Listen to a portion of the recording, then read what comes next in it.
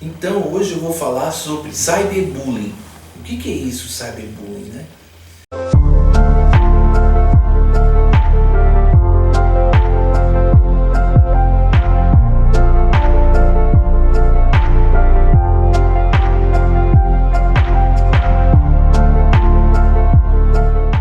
Cyberbullying é um processo atual, né? Foi desenvolvido com a internet. Mas Freud já dizia em 1918, num livro que ele escreveu, num artigo que ele publicou, sobre tabus. Ele estudou os tabus de diversas culturas, falando sobre virgindade. E estabeleceu um termo que foi chamado por ele de tabus de isolamento. E que depois ele renomeou com o nome de narcisismo das pequenas diferenças. Então, essa ideia do Freud é perfeitamente possível nós adaptarmos e colocarmos no cyberbullying de hoje. O que é esse narcisismo das pequenas diferenças?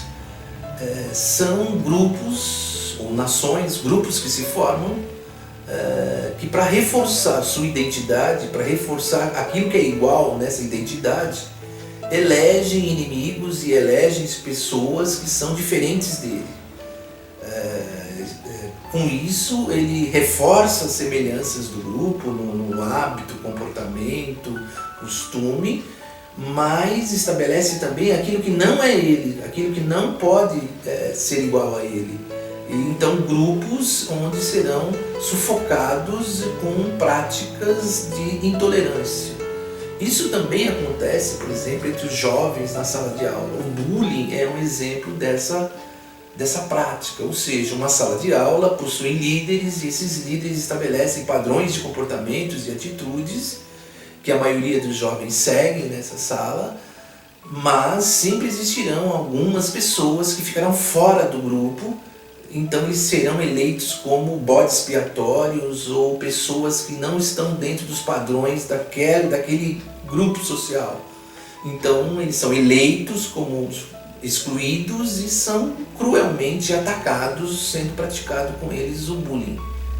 E isso se acentua muito mais hoje quando nós observamos que essa prática extrapola a própria sala de aula e vai para as redes sociais, onde a abrangência dessas questões e o número de pessoas que têm acesso a essas intolerâncias passa a ser muito maior. Então, nós vamos verificar que o cyberbullying é uma violência virtual praticada por várias pessoas, principalmente pelos jovens, que ampliou em números assim nunca vistos na história, através das redes sociais, das diversas formas e ferramentas da computação e da informação, uma atitude de intolerância em relação àquilo que não é igual a ele, e se espalhando de uma maneira muito vultosa e em grande quantidade.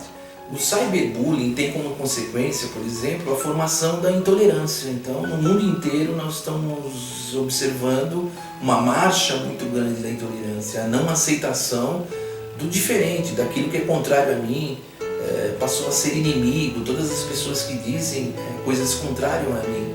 Então as consequências são dependência emocional muito grande, as pessoas se juntam em blocos e nós temos nós e eles, uma coisa de inimigo comum que pode ocasionar uma grande confusão no mundo inteiro. Isso não é só na sala de aula, que é um micro espaço, mas essas rivalidades, essas intolerâncias, elas se espalham pelo mundo em diversas formas, em questões religiosas, em questões políticas, em questões ideológicas. Então, há uma radicalização das ideias nesse princípio da construção de identidade sem aceitação do outro. Então, devido a isso, a necessidade de uma análise muito clara para a construção de seres menos emocionalmente suscetíveis às diferenças. Então, na psicanálise é possível nós resgatarmos essa possibilidade em que eu tenho a minha opinião e aceito a opinião do outro. Divergir significa ser democrático.